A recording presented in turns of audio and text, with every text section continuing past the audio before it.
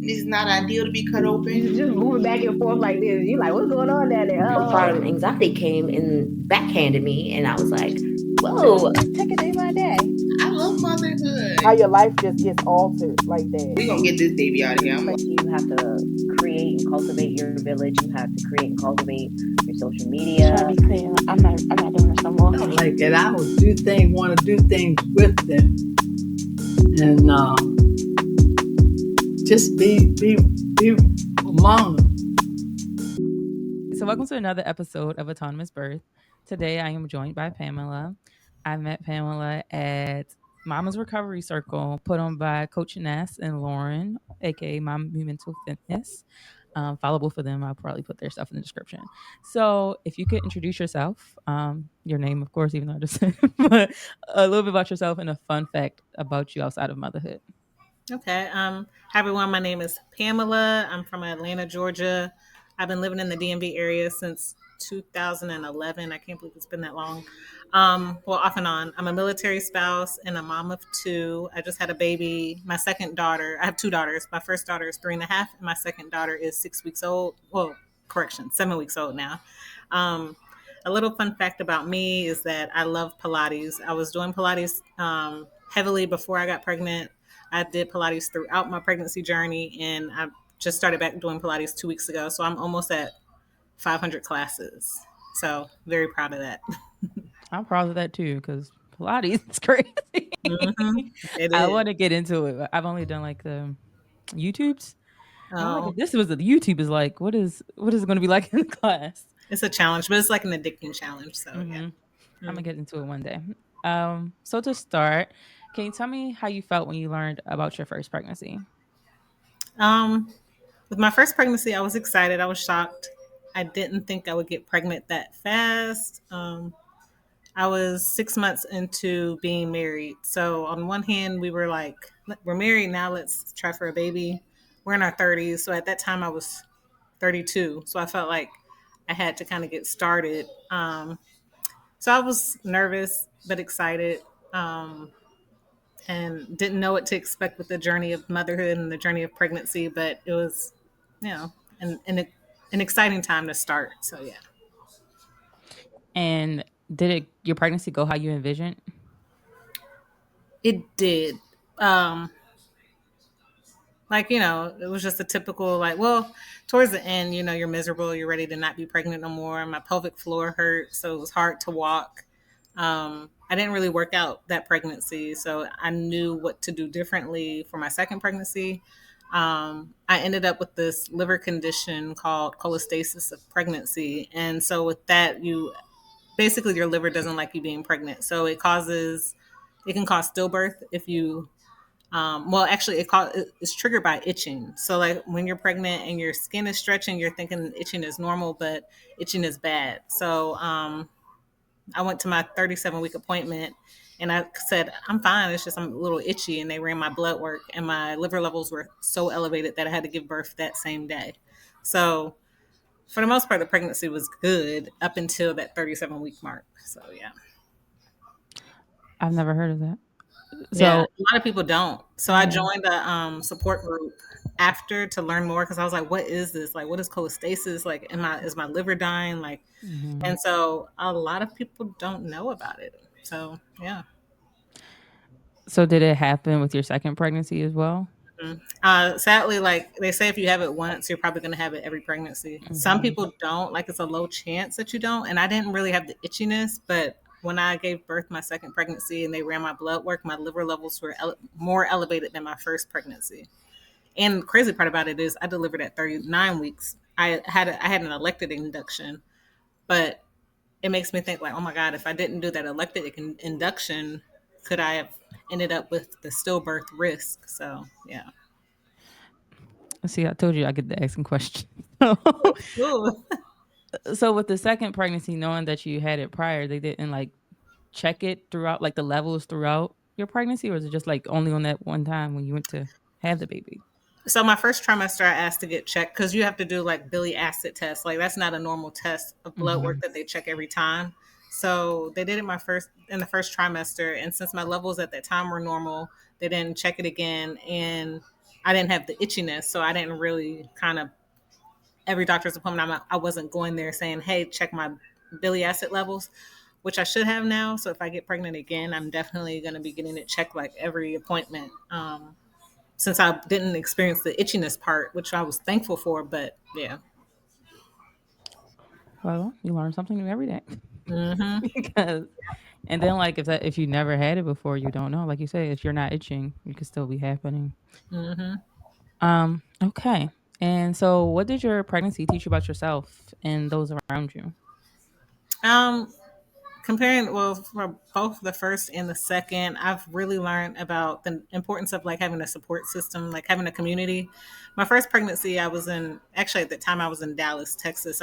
My husband was on order, so I moved to Dallas, and I didn't have any like friends. I didn't have any family out there, so it was a very lonely feeling. Like it was just, I just had my husband, and so I wasn't like, all I could depend on was just him and growing my body with the pregnancy. This time around, being out here, became more intentional with meeting people, whether establishing new friendships or connecting with my older friendships, doing things that with more intention. So it made me learn like sometimes if you want something, you have to go get it. Don't let the pregnancy kind of stop you. Like, oh, I'm pregnant, I'm not going to go out. I'm just going to stay home.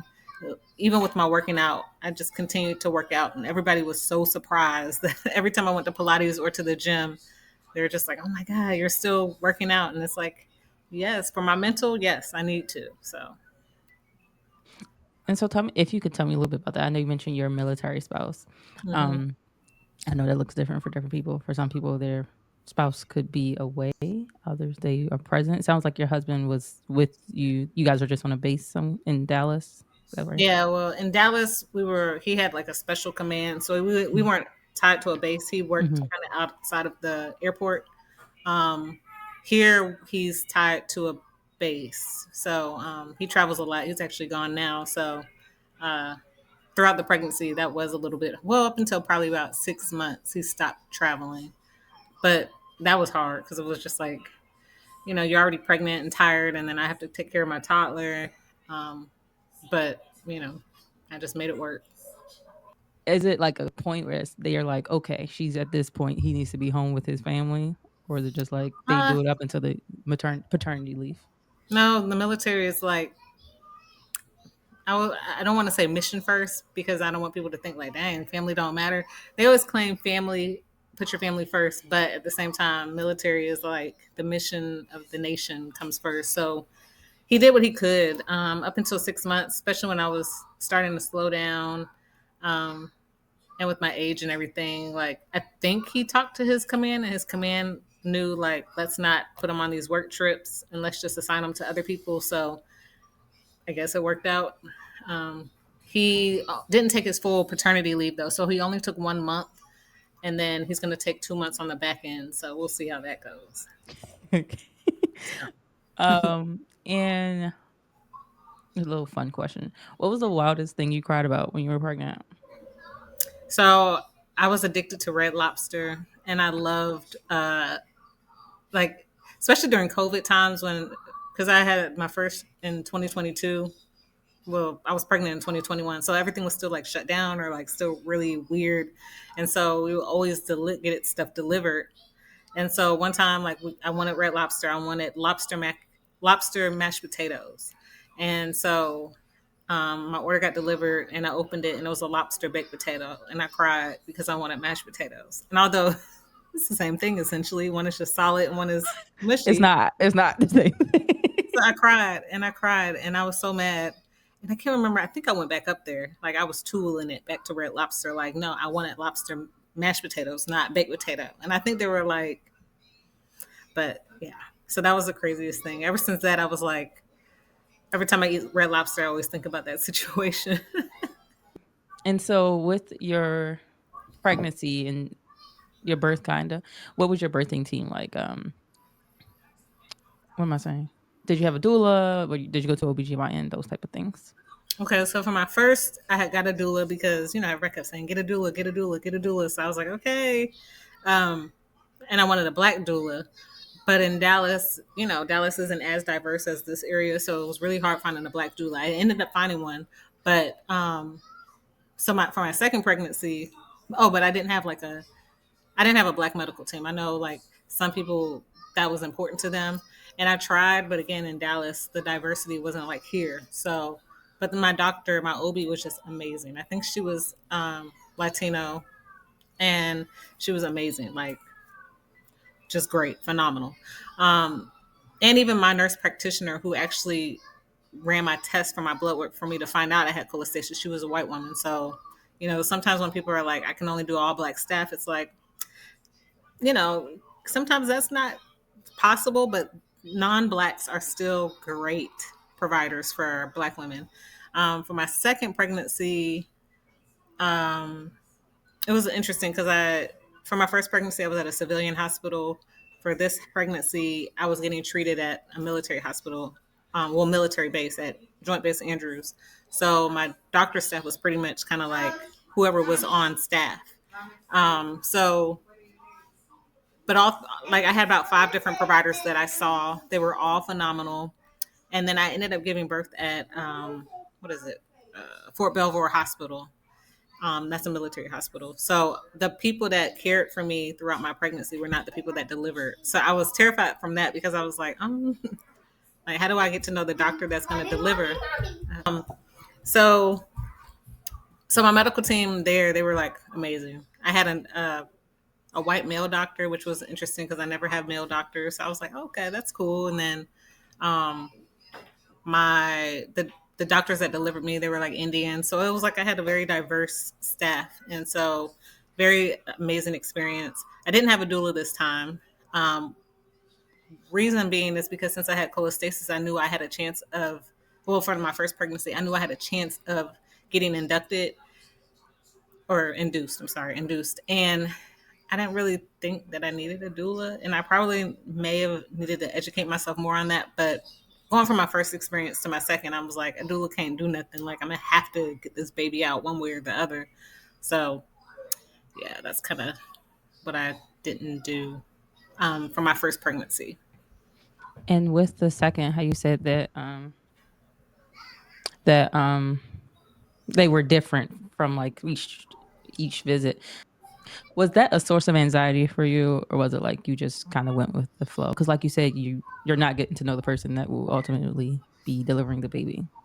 I was nervous at first, but no, surprisingly, this pregnancy, like my second pregnancy, I was way more relaxed than my first. I think your first pregnancy, you're anxious, you're doing research on everything. You're like, oh, well, everybody says I need this and I need that. And then going through my first pregnancy, I was like, oh, I'll be fine with the second one. So I knew I would be fine not having a doula, which if people want to get a doula, I totally think people should. But for me, it was just like, it wasn't a need. I did have a way more doctor's appointments, being that I was 36 when I was pregnant. Well, 35 going on 36. And so I had to have like a maternal fetal medicine doctor, an OB, so it was a lot more appointments, a lot more checkups, a lot more doctors I had to see. So it was like, I don't have time to try to, no, I want this specific doctor at this specific location. I just wanted to have a healthy pregnancy. So. And that was also a question I had, because I know at a certain point they consider a pregnancy like a geriatric pregnancy. Mm-hmm. But you had Pilates, like, okay. Did you feel like that was necessary? Like all those appointments? I didn't, but I'm also glad I had them. So like, it was always like on your doctor's notes, you're always being reminded that you have an advanced maternal age pregnancy. I had to have my maternal fetal medicine doctor appointments because of my age. I had to take low dose aspirin because of my age to reduce preeclampsia. It was just like additional steps that I had to take for the second pregnancy that I didn't have to do for my first. But to me, it was like anything that I needed to do to have a healthy pregnancy. I did think a lot though, like for someone that my job is flexible. So I work from home. So I was able to kind of easily take a hour off to go to my doctor's appointments and come back home. But for people that didn't have the flexibility like that, that would have been tough because it was a lot of doctor's appointments. It was like every 2-3 weeks I had to go see a doctor. So Yeah. Yeah. That's a lot. And so what was your favorite part of your pregnancy? And what was the biggest shock of your pregnancy? My favorite part of pregnancy was seeing my daughter help me out, like become a big sister or learn about becoming a big sister. I never thought that she would become so mature, like helping me out. And she knew like when I wasn't feeling good, or she knew to, take it easy with me on sometimes, or she would help me out when I needed help bending down or picking up something. So that was the beautiful part of the pregnancy this time around. Something that shocked me was I originally was pregnant with twins and I lost one around 14 weeks. And it was a thing called vanishing twin syndrome. I think it's vanishing twin syndrome. Yeah. So um, they prepared us for it when they saw that the other fetus wasn't growing properly. And then it was just every appointment, you would just see it get smaller and smaller and smaller until it was gone. And so that was the part that shocked me because one, I was shocked that I was pregnant with twins. And I was like, what am I going to do? But then the second part was just sadly seeing the one twin get bigger and then the other twin go away. So, yeah. Wow. Thanks for sharing that. No problem. And so if you can tell me about your births, you can do one at a time, but like just your birth story in your words. Well, obviously in your words, but you know what I mean? Yeah, I got you. So for the first one, again, I was listening to everybody and doing research, and everybody's like, "Go natural. Don't get an epidural. Epidural's gonna mess up your back. Yada yada yada." So, and the main person was my sister-in-law that was like, "Don't get an epidural." Ella. The first pregnancy, I didn't want an epidural, so I when I had to get admitted again, I had to get I had to get medically induced because of the cholestasis. So of course my body wasn't prepared to give birth. So I was trying everything like I don't want an epidural, I don't want medicine, I want natural. And every day I was in the hospital for 3 days before I actually gave birth. And so um, they did the pitocin, but I guess I didn't know that the longer you have the baby in after you start the induction process, the more at risk you are. So by day two, I developed an infection. So they were like, "Hey, you gotta get this epidural, or else it's gonna be harmful to the baby." So I did get the epidural, which I was terrified of it because everybody says epidurals are painful in the needle, but the IV hurt more than the epidural for me for the first pregnancy. And so then I gave birth. I went in the hospital February 28th. I gave birth March 3rd. And it was I didn't tear. It was a quick like delivery. I did grow a fibroid, which is, I grew an extra uterine fibroid, which is really weird to describe, but it was basically like a fibroid on the vaginal lining. So it didn't cause any complications, but I had to get that removed like shortly after birth. And so that was like interesting kind of like to do. Um, so that was that pregnancy. My second one, I made it to 39 weeks. Again, I didn't know I had cholestasis. Um, and I elected to get induced because I didn't want to go 40 weeks. They, they told me at 39 I'm fine with giving birth. So I was like, all right, well, let's just roll with that. Um, So that pregnancy, the epidural hurt. I was going to be like, they gave me the option of laughing gas. I was like, oh, that would be fun. Let me do laughing gas. No, my contractions were intense and painful. Since I elected to get induced, I started off with Cytotec, the little pill that you take to cause contractions. And yeah, that thing worked. Okay. So the contractions were so painful that I was like, bring in the anesthesiologist. Let's get this epidural going. And the epidural was so painful. And I think it was painful because my contractions were so strong that my body was already tense. So the epidural was like horrible, horrible. Ooh, I still get, it was horrible. Um, but I wanted to experience my water break, and I was like, dang, the second time I didn't get the natural water break. But in the hospital, like the doctor moved me since I had my epidural and I couldn't move. And then whatever she did, the way she moved me, it was like a big old splash. And I was like, oh, that's what it sounds like. It was like water everywhere too.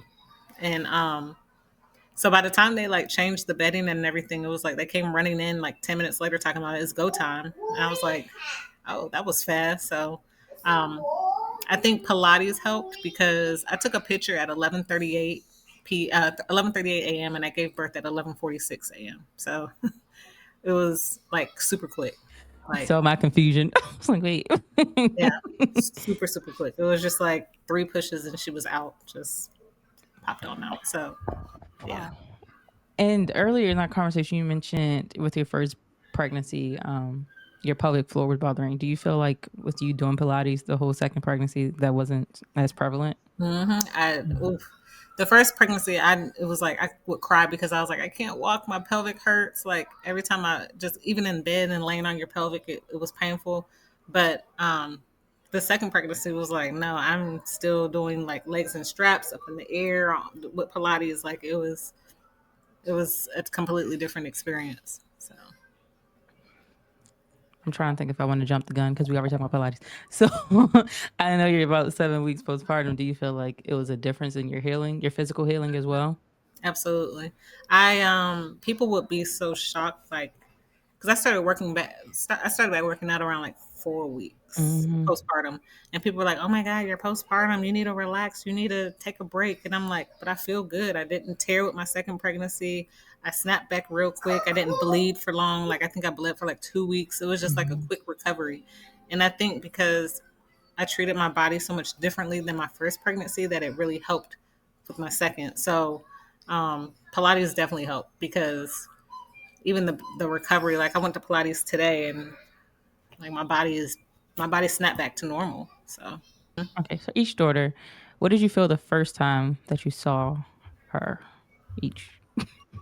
so the first time when she came out, I was well, okay, the first time as I was pushing, I was like, does she have hair? That was like the first question I had because I always just was like, I don't know. I had really bad heartburn and everybody's like, oh, if you have heartburn, the baby's going to have a lot of hair. So that was my first question with my first. And so when they put her on my stomach, it was just like, oh my God, this is mine. Like I really grew this baby. Um, and it was just making sure like, I was just like, oh, does she have, all 10 toes and 10 fingers and she was a little bit more bluer than I expected, not like purplish blue, I guess, with the fluid. And she was a little swollen because we had to give medicine because I had an infection for keeping her in too long. So I was scared because I was like, is this normal? Like her head was a little bit, they had a, how like babies' heads, sometimes they don't be like completely round. Hers wasn't like completely round when she first came out. So I was like, oof. Um, that's why sometimes when babies come out, they need a little bit of time. So You gotta give them a bit before we start posting pictures. right, that's I say that all the time. I'd be like, babies need a little bit, like a little bit of time, and that's how I felt when I first. Like she was cute to me, but from the outside world, y'all probably would have been like, ooh.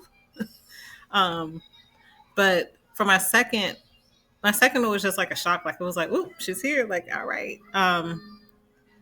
We were scared because she didn't cry at first. Like we were like, she took it took like a minute or two to get her to cry, but I guess she just wasn't feeling like she just didn't want to cry, but she was, perfectly normal. Um, she had around her head that time, so and she wasn't as swollen as my first. So that's how I was like, oh, I guess those medicines, the meds that they give you, really make the baby swollen if you have to give meds before you give birth. So yeah. Okay. And so we're going to do one pregnancy at a time or one postpartum at a time.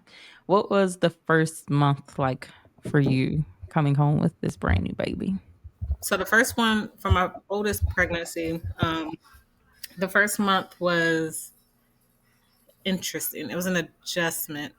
We were also in the process of relocating to the DMV, so we didn't have like a nursery. Everything was in boxes. Um, the first week of postpartum, we were trying to close on the house, so it was like everything was in topsy turvy, and so it was an adjustment. Like life was upside down for me the first pregnancy. Um, I even had to relocate to Georgia temporarily while we were moving at 5 weeks postpartum. So it was like my life was in chaos. For the second pregnancy, I also didn't have my parents come visit yet because they wanted us to, get adjusted to being parents and they didn't want to intervene. But for the second pregnancy, I needed them here to help with my toddler. And I think having that help really made postpartum helpful Mm-hmm. or like bearable. Um, I didn't feel like I had to do everything all by myself, so it made things a completely different experience. So with the first pregnancy and not having anyone here, what does support look like from your husband, I guess? And like, was it easy for you to say like, okay, well, this is what I need in the sense of this is what I need as a new mother?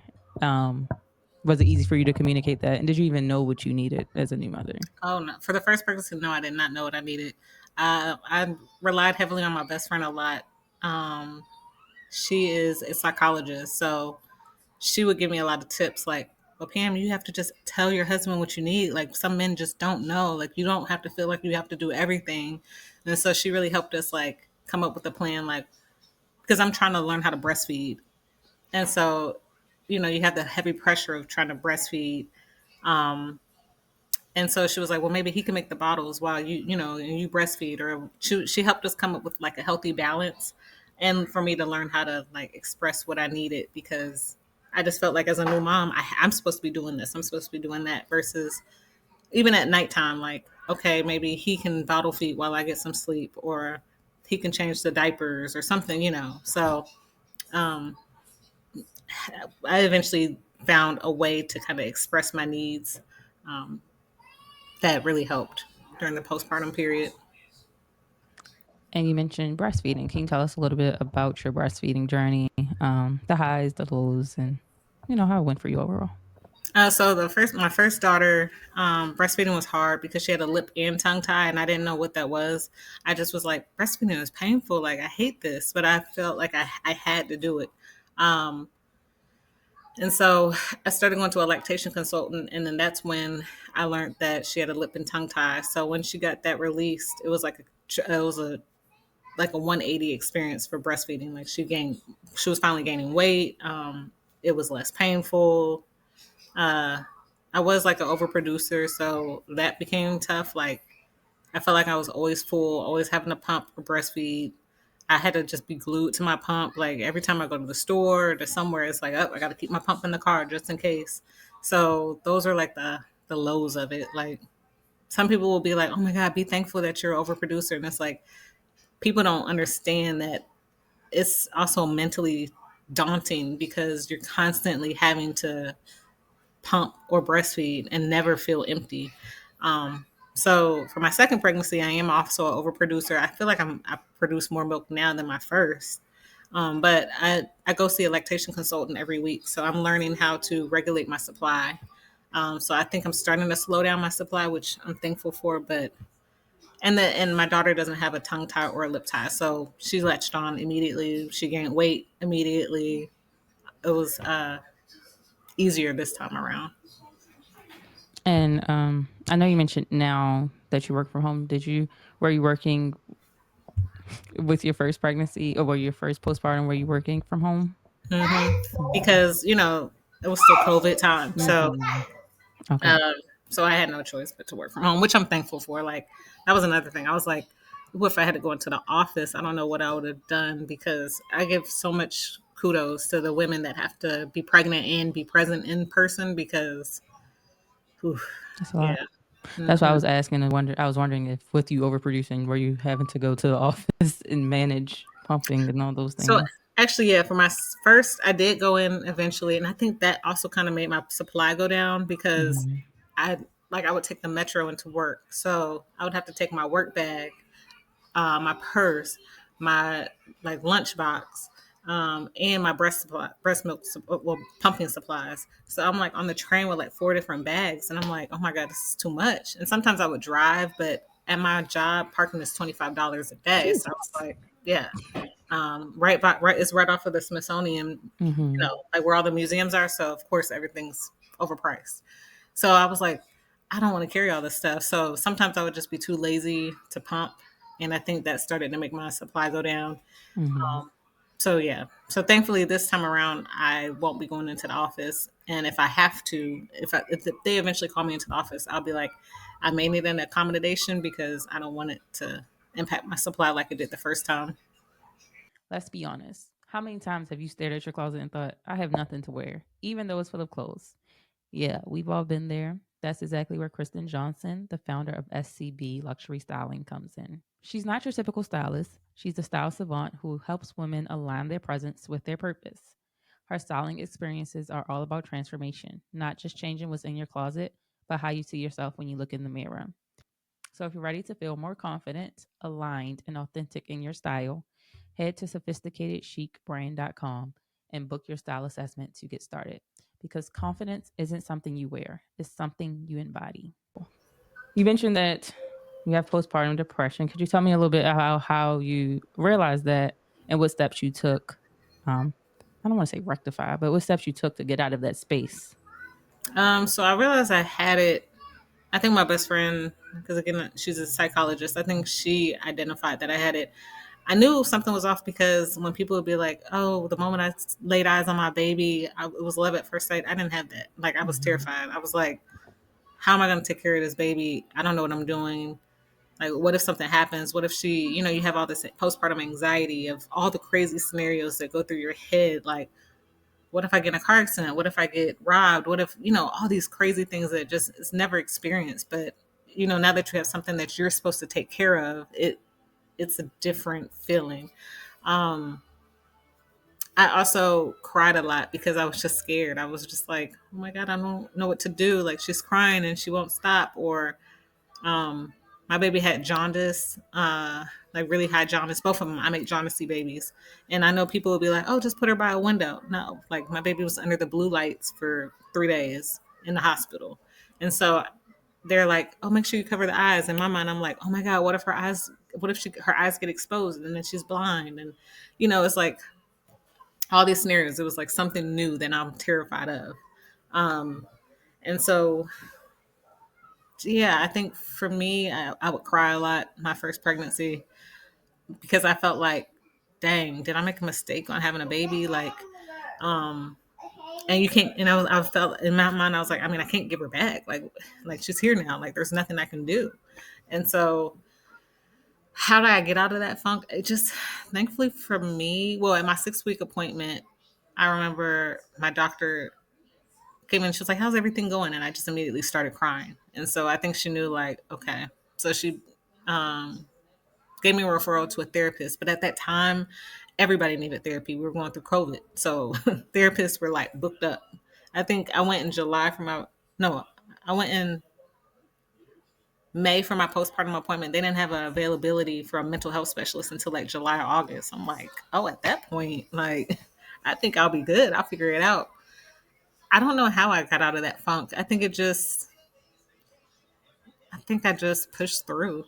Um, and so for the second time around, it was funny because my husband would be like, I could tell you don't have postpartum this time because I'm joking around. I'm happy. I'm chipper. I'm like snap back to my old self. And I think I I found a therapist. I was intentional on finding a therapist before. Like, I think I got a therapist like 6 months, 7 months pregnant because I knew I was like, let me establish her and have her ready in case I start to crash out. Um, so I did that, but I think also like being more intentional and in a better headspace throughout the entire pregnancy, I think really helped with my postpartum journey. So, and again, getting out the house. Like, I felt like I went somewhere at 5 weeks and it was an older mom that was like, you need to be home. Like, why are you here? And I'm like, oh, like I'm supposed to, I can't be outside. Like, so my second pregnancy, I was like, man, if I want to go hang out with a friend and, catch up 3 weeks postpartum, I'm going to do it. Like, it's my journey. So, I think it was just not listening to the outside world, just doing what I felt was best for me. So, And with sorry, my ears it's bothering me. With the postpartum depression, how did you lean on your support at that time? I don't think I really did. I think I just suffered in silence because I just thought like I didn't know it was postpartum until like months later. I just thought like this is what happens when you have a baby and you just have to kind of adapt and adjust and learn and grow and you know I just felt like I didn't really speak about it because I didn't know that's what it was. I know about like the baby blues. I did have baby blues the second pregnancy, but I learned the baby blues it was different in postpartum. Um, but yeah, I think when my husband he saw me struggle because I was also I went to an event probably about it was in Bowie, probably about like when I was 4 months pregnant, and I learned about postpartum anxiety, postpartum depression, and postpartum OCD. And I feel like I had all three.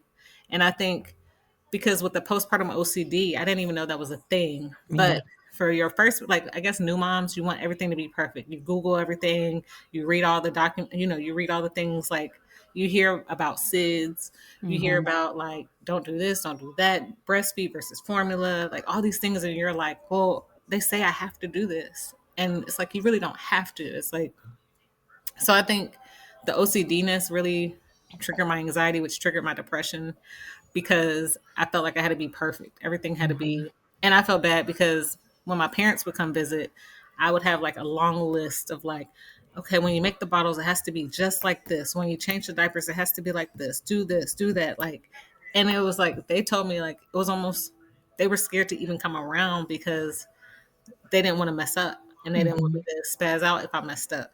And so that broke my heart a little bit. And so with my second pregnancy, I knew like just trust the process. It will just be, I don't have to make notes for everything. I don't have to have instructions or a whole checklist, you know, on what they need to do or anybody, even my husband. It's just like feed the baby, burp the baby, change the baby, like whatever needs to be done. But I feel like not. But yes, agreed. I'm wondering because I was the same way. I had like routine listed out and people, So I'm wondering if like that is a prevalent thing amongst first time moms and like is Yeah. that just why we have because so many I didn't know about postpartum OCD. But is that why we are so anxious and so why it hits us so hard? Because it's like Yeah. I didn't Yeah. expect this. Yeah, and I was like when I learned about that, and it was a psychologist that spoke about that, and it was like it's like five different postpartum things. It's two more that I can't remember. That I was like, no, I didn't have that. But the OCDness was like, I just thought like, I don't know. I just thought that's just what we do. I didn't know it was like a thing. And the way she described it, she was like, with postpartum OCD, you have to. It's like it has to be done this way. And so that's when I was like, oh.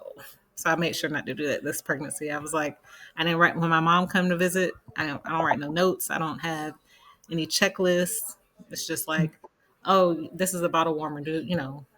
Like this is the bottle's already made. Just I didn't have 50 million different instructions that needed to be done, and I also didn't Google a lot. Like I think that also set off anxiety and OCD because you like up late at night, I'm Googling or like everybody, like my sister, I love her, but she kept warning me about SIDS. So I would always be like, is my baby breathing? Like I even had the little outlet, like foot sock thing to monitor her breathing. And so I'm constantly checking that. I was like, that triggered my anxiety because I'm constantly checking to make sure she's breathing and her heart rate is up and she's not too cold. And yeah, just That makes me feel like it should be mandatory for women to start therapy at 35 weeks pregnant and then just oh my continue. goodness, yes. And because like when you're pregnant, you don't hear about like you just hear about all the things about your pregnancy and if you're breastfeeding, but you don't hear about like your mental state. You don't hear about like these other conditions that you can get during pregnancy outside of like preeclampsia and stuff like that. Like there's so many things that you have to kind of figure out on your own when the baby's here. So yeah. Thank you for sharing that. Yes, no problem. I need to add that question to my thing. I thought it was on there, but no, it's not. Okay. So before I wrap it up, was there anything else you thought about while we talked about that? I will say like no trusting your body because I forgot that I had postpartum preeclampsia and I'm thankful for the staff that took care of me because I just thought it was normal. And I just remember being like, something feels off. And I guess that kind of ties in with my cholestasis about speaking up for your health. So I want to hear more though. Was this your first or your second child? for my second. So, with my first pregnancy, I didn't have to take like low dose aspirin. because they say, oh, it helps reduce preeclampsia. So my second, I was like, do I really need to take this? I really didn't want to take a lot of medicine. It's kind of funny because when the whole Tylenol talk, I was like, I didn't want to do that with my pregnancy. Like, so when they're telling me to take low dose aspirin, I'm like, this is why I didn't want to take no unnecessary meds. Mm-hmm. But they kept saying, all these doctors kept saying, you need to take it, you should take it, you should take it because of your age and it can help reduce preeclampsia. So I was like, fine. So I did that every day, and I still like maybe 2 hours after I gave birth, I remember laying in the bed, and I was just like, something doesn't feel right. Like I felt like my head was about to explode, and I just got really, really hot, and I was just like, this don't feel right. Like, why do I feel like this? And so I pressed the button for a nurse to come in, and I was like, hey, I really don't feel good. So of course, like the medical team runs in, and like one is checking my legs, one is checking my blood pressure, one is checking, like it was like everybody was on different parts of my body. And I felt bad for my husband because I looked over at him and he's like spazzing out because they're checking my baby at that same time too. So it was like they checking her and her weight and doing all that stuff while he's trying to see what's going on with me. Mm-hmm. And so they ran my blood work, and then they discovered that I had high blood pressure, and I had postpartum preeclampsia. And so I was just like, what in the world? Like, how did I get postpartum preeclampsia when I was trying to avoid it the entire pregnancy? And so I ended up having to stay in the hospital like 2 days longer because of that. They had to put like these little leg monitors on my leg because I think it causes blood clots or something. Mm-hmm. I think they just want to make sure that the blood is flowing. You can't move, so you have to get a catheter. So it was just a lot that I did not anticipate after giving birth to my second. And in my mind, I'm like, I'm healthy. I work out. I do everything that I was supposed to do. I was eating healthy, and I still had cholestasis and postpartum preeclampsia. So I'm like, pregnancy can just throw you for a loop. But with the preeclampsia, it was just, again, well, actually with both, I'll say this is why it's important that when you don't feel good, don't just think like, I'll just sleep it off. I'll just take some medicine. It's like, no, I always tell my mom, I'm going to the doctor. My pinky toe can hurt. I'm going to the doctor because you just never know. You describing me, I'd be like, I'm gonna take a nap, and when I wake up, it'll be fine. But maybe I need to go to the hospital. Like, girl, go see a doctor. Yeah. So after you left the hospital, did you have to take medicine, or was it like cured, fixed? Those extra 2 days that you stayed. I had to get my blood pressure checked constantly, but after that, I didn't have to get any medicine or anything. They gave me, what is it, magnesium to help with to reduce the risk of seizures. But yeah, after getting my blood pressure checked a few times, I was stable. So they didn't let me leave the hospital until I was stable, anyways. So yeah. That's interesting. So it's just tough because it's like that's why you never know what things could be. So like actually another one of my friends gave birth a month after I did, and she had postpartum preeclampsia, and I'm like, is it our age? Like it's just crazy. So I just think like that's why it's important for people to ask questions and speak up for themselves. Yeah. Be your own advocate. And it's like you'll never know everything that comes with pregnancy because you could easily say like, well, just read a book beforehand, but it's not going to tell you everything. Like, Yeah. I'm not going to know if I'm gonna get hyper. That word be messing me up. Oh yeah. Gravidium, Yeah. or like the one you just said. Mm-hmm. Those things is like you don't know what you're going to get, and Mm-hmm. I think that goes into how when people, I don't want to say complain, but when we talk about pregnancy and the lows of pregnancy, and people were like, well, you asked for this baby and you want to get pregnant. I'm like, yes, it's very valid. But also I didn't know this was going to happen. Yeah. Or this is what it would be like. Yep.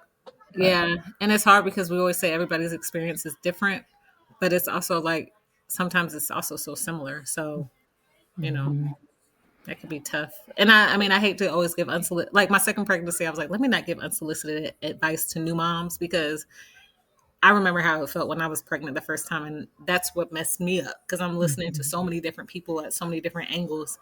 So I was like, let me not do that. But at the same time, it's kind of like a new mom isn't going to know these things. So, yeah.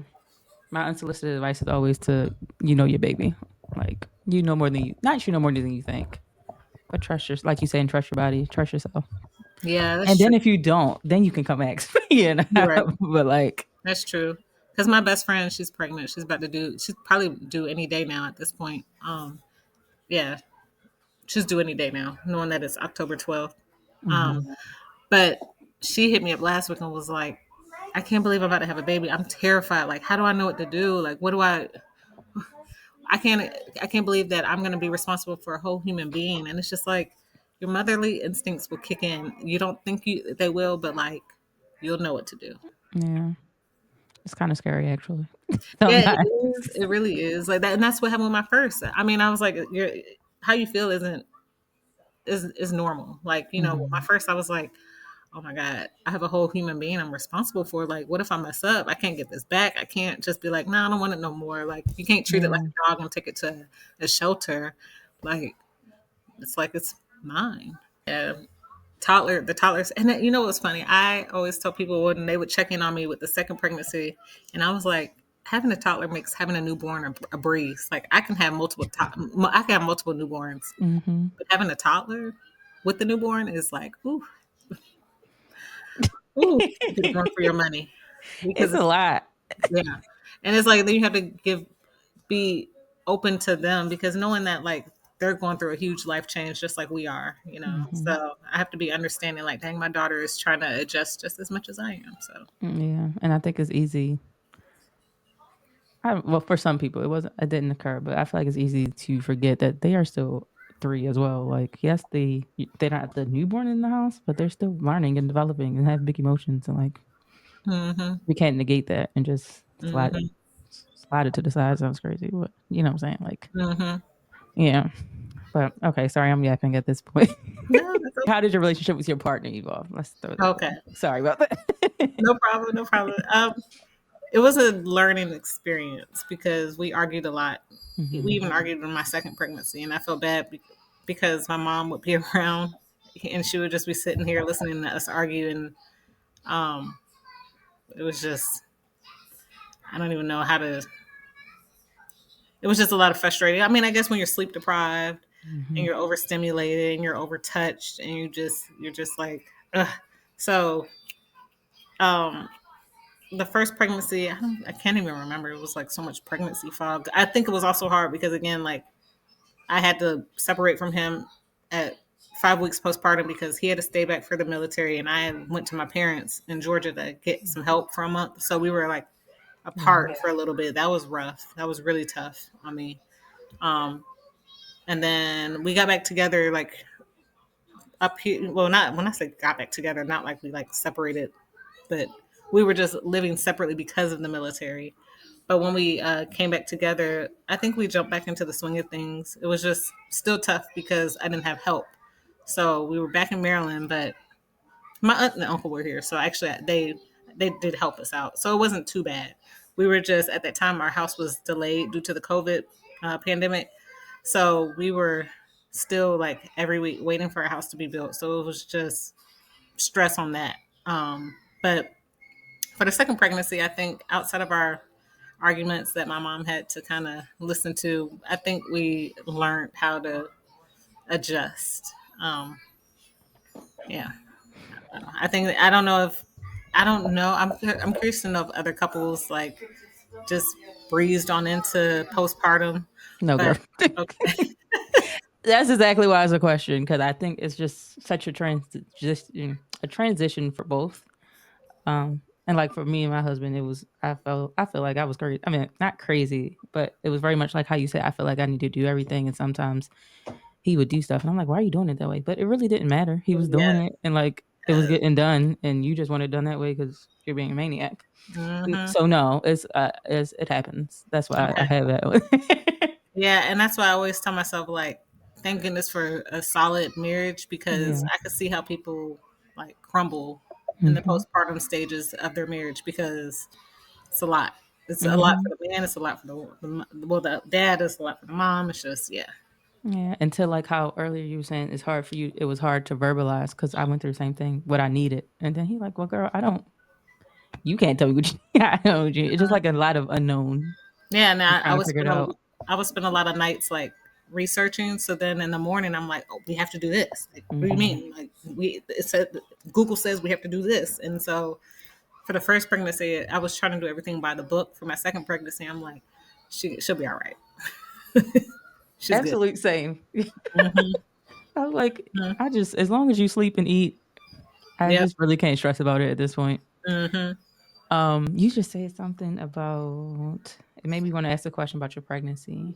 Oh. Okay. This is a serious rewind because I know you mentioned that you had your first kind of in COVID. Were there any like restrictions at the hospital and during your doctor's visits? Child, no, in Texas was like COVID. Oh, right. We outside. Like they were like, you don't have to wear a mask. You don't have to do this. Like I think. Because even okay, so I was pregnant in like July of 2021. So thankfully, like he was still able to go to all my doctor's appointments. We didn't have to do the whole like calling, only one person in the room. We had to wear masks, but that was about it. So Okay. Sorry. Now back to the regular schedule program. How did your platonic relationships evolve?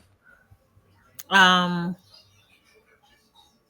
I don't know. So I feel like when you're pregnant, you learn to see. I hate the whole you'll find out who your true friends are, but I mean, I guess that is kind of true. Like you find out who really checks in, who really like offer support. Um, yeah, I think my second pregnancy is crazy because I met more new friends my second pregnancy than I expected. Like I just always thought like people wouldn't invite me out or want to hang out with a pregnant woman, but I met so many new friends that actually supported me better than friends that I've had for decades. And so I don't know if it was because I became more intentional with meeting people and establishing friendships and networking and growing as a person. But I think that actually was a shock for me for my pregnancy, which I'm thankful for. I'm thankful for the new friends that I made in my pregnancy because I feel like they truly have a different special place in my heart for that. Um, so yeah, I mean, some of my older friendships, some of them I've been kind of disappointed, like dang. But it is what it is. I'm still thankful for the friendships that I grew. So And I know you mentioned this earlier. You also mentioned it when we was that only last week? Was the mm, Mama Circle last week? Wow, yep, last that what was last Sunday, yeah. that was a long week. Hmm. But last week you mentioned like just building community, and you also mentioned it here. Do you feel like just that difference in how you've been more intentional has had an impact on your postpartum journey this time around? Yeah, because I feel like postpartum can be kind of lonely. You can have all the friends in the world, but you can still be lonely. Like because I think for me, I didn't. I felt like I was the only one pregnant, so I felt like I was the only one that gave birth. So like all around me, everybody was outside and doing this and traveling, and I'm like, dang, I'm stuck at home with the baby. And this time it was like I met a lot of friends that also were pregnant too. So we also got to share experiences together and be in the newborn trenches together. And so I just became more intentional with finding ways to not feel so lonely like I did with my first. So And so with most of them, really, like, how do you feel like you've changed as a person from pre-kids to post-kids? um, how do I feel like I've changed? I don't know. I think motherhood changes you. It makes you, of course, naturally you see things in a whole different perspective. I've become more patient, more understanding. I give a lot more grace. Uh, Sometimes I look back and I'm like, dang, I hope I was the person that I wanted for someone being pregnant that I was to people that were pregnant before me. Um, yeah, I'm way more organized now. Like I'm a very timely person. So like, I guess especially when, like between breastfeeding and okay, I got 2 hours until I probably got to pump again, or having a babysitter. And I'm like, all right, I paid for a babysitter for 4 hours. So if I come to an event that starts at 6, I'm still leaving at 10, whether it's late, still going. So I've become a very punctual person. So yeah. And I feel like with parenthood comes the sense of like boundaries and having to place boundaries sometimes around your family, friends. Was it hard for you to enforce boundaries when it came to parenthood and your children? It wasn't hard. I think, um, I've learned from my first pregnancy to my second to like I didn't really ask questions my second pregnancy. I maybe because I knew what to expect. Mhm. But my first pregnancy, you may get on Facebook or something and be like, "Hey guys, what's the best this? Or should I do this? Or should I do that?" And then now you have 50 million different comments coming at you on what you should do when everybody's experience is different. So for my second pregnancy, I really didn't ask. Like I kind of was more reserved with my pregnancy. I didn't share when I was due, so I didn't have to hear Mhm. about 50 million. Like it's the baby here, it's the baby here. I didn't really post a lot of pregnancy pictures. I posted a lot of pregnancy pictures of me doing Pilates, but that was it. It wasn't no like 32-week picture, Mhm. 34-week picture. Like I didn't do that. Um, I became, and I appreciated that period, becoming more quiet, and I felt like if a person wanted to know, they can hit me up. Otherwise, I'm just gonna like here's me, but not like here's my belly. So yeah. Mhm. And how have you managed to maintain a sense of self during this journey? Like again, making sure I was financially, like making sure mentally, financially, spiritually, physically, all of that Mhm. balance. So like again, working out, the Pilates, like definitely helped with my mental. Um, Financially, I was, you know, I always wanted to have like a financial advisor. I wanted to do better with my finances, knowing that I was getting ready to have a second kid. So I got a financial advisor, so that helped. Um, Socially, I made sure to still get out the house, me and my husband. I didn't want my husband to feel like he had to be stuck with my daughter, my oldest daughter, and I'm outside even being Mhm. pregnant. We still made sure to keep up our social calendar. um I just, like I said, just was more intentional. I knew what I didn't want from my first pregnancy, so it made a world of a difference for my second. So Mhm. Do you I mean, again, I know it hasn't been too long, but I do have 2 you know that because I told you about that. because what are I your do ages? I have 5 and 2. Oh, He's okay. about to be 3. But I find that sometimes I just like I know you live and you learn, but sometimes I feel like my 2-year-old is getting a much better version of me than my 5-year-old because of the things that I Mm-hmm. learned from raising the 5-year-old. Have you Mm-hmm. found that happening at all? No, thankfully. Go ahead. I think I don't know. I don't feel like I've experienced that yet. And Mhm.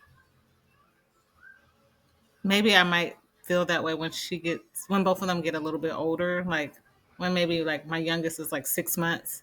Mhm. But no, I don't think so. But that would be something I definitely would keep an eye out for. Like, Yeah. you know, I will say I did have really big mom guilt when I brought my second home, and I was just like, dang, did I make the right decision? Like she's not my only baby now. Like she's not. I can't give her my 100% all. Now I have to share the love, but it's double the love, not like Mhm. 50 the love. And so I did have mom guilt. Like it was a couple days where I was really like sad. And I think because like when my newborn came home, my oldest looked so much bigger. It was like I Yes. felt like it was like a snap of a finger. It was like her feet looked bigger, her hands looked bigger, her eyes looked bigger. She was heavier, and I was Mhm. like, how did this happen in a matter of days? And so that was kind of I wasn't prepared for that part. But That's a now, very real thing. yeah. But now it's like, oh, she's the best big sister. So like I couldn't. She just loves being a big sister. So I loved their bond, Mhm. even at 7 weeks. So I'm just gonna grow. hmm All right. So I know you've learned many lessons throughout this journey. What has been the biggest lesson that you are willing to share with the listeners and myself? the biggest lesson, like we've talked about, was just finding what makes you happy. Um, the event last weekend, it was interesting because I could tell the moms that were first time moms, and I could tell the moms that were moms of multiples. And I could tell that the ones that just had their first kid, they were just like truly in the newborn trenches or the new mom trenches. And it was just like everything's so hard and it's an adjustment. And it's just like, oh, I understand that. They were like, I'm just trying to get back to me, and I just want to get back Mhm. to working out, and I just want to get back to doing things that I love. And so, like, I think that's one thing that I made sure to keep up, like doing the things that I love. I do wish I traveled a little bit more, but um, because I look back at this year and I'm like, dang, I only went on like one trip, and I used to travel a lot. But I also have to understand, like, Pam, this ain't your season for that no more. Yeah. Like, it's okay. Um, so, I just made sure to keep up with everything that I wanted to do, and pretty much I would make a checklist of all the things that I wanted, like a bucket list, and I made sure to still accomplish it, whether being pregnant or not. So I like that. I'm still that. mhm. It really helps because I'm not sometimes, getting pregnant again. I just meant like for the year. yeah, I got you, because it really helped. I think I did it 2 years ago too, where it was like at the beginning of the year, everybody makes all these New Year's resolutions. But for me, I was like, let me write out what I want to do. And so actually writing it out really helped versus saying, "Ooh, I want to go skydiving." But like, I just wanted to see it written down. And every month I'm like, how can I put this on the calendar to accomplish? So yeah. I like that. Mhm. What is one piece of advice that you would give to military spouse mothers? I will say for military spouse mothers, so a lot of the military spouse moms that I would meet, like you're in Facebook groups and stuff, a lot of them, they are like stay-at-home moms.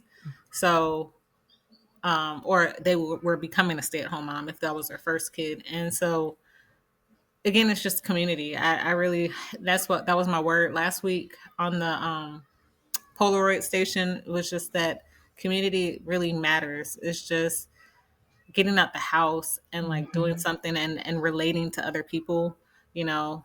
Um, you can relate to moms, but if a mom has like a 10-year-old, that's a different experience than a mom that has like a 1-year-old or even like a 6-month old. So it's like finding the community where y'all can relate and just kind of grow together. So I think even with the military moms, a lot of them, their spouse is like the only one working, and so they're just at home with the baby, and it just doesn't seem healthy. And so I just would encourage moms, military moms and new moms, to like get out, meet people, even if it's just a one-time thing, like one-time meeting of people, not necessarily establishing friendship, but just getting out and socializing. Like, it just really helps, because sometimes you're like, I'm stuck in these four walls with a baby and I just need some social interaction. So yeah.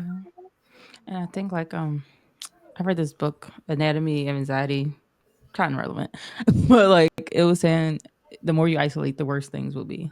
Mm. And like to your point, even if it's just like for 5 minutes, and Hmm. you always feel better. Well, I always feel better because it sounds like I don't feel like going out, but it's like also you need to get out this house and go see Hmm. somebody. And that was a funny thing with my postpartum, because people would be like, you need, I hate the whole old school. And I mean, if this is what people want to do, cool. But I hate the whole, like, you have to stay in the house for 6 weeks. Like, one of my friends was like, how are you outside? Like, you need to be home with the baby. And I'm like, I am home with the baby, but I don't think I need to be home with the baby 7 days a week, 24 hours a day for 6 weeks. Like, that is insane Yeah. to me. Like, I Your mean, head would explode. Well, my head would explode. mine too. I'm like, people didn't even do this with COVID when we were supposed to stay home. Like, national news was saying everybody needed to stay in the house, and people weren't doing that. So I think everybody has to go through that experience themselves to see what they can manage. But I mean, I didn't take my daughter out. It's just that I still needed a break. Even it was times I would just go to Target and walk around. I didn't need nothing. I just was like, I just want to get back to feeling what I was doing before I had a baby. And that's what my therapist said too. She was like, still make sure that you find you doing the things that you did before you had a baby. Same thing with my daughter. They were like, make sure that my oldest is still doing the things that she did before she became a big sister, so she won't feel like things were snatched from her. So All right, listeners, thank you for listening again. Thank you, Pamela, for joining us. anytime. Please follow the podcast on Instagram, TikTok, and YouTube. All right, thank you for listening. Bye.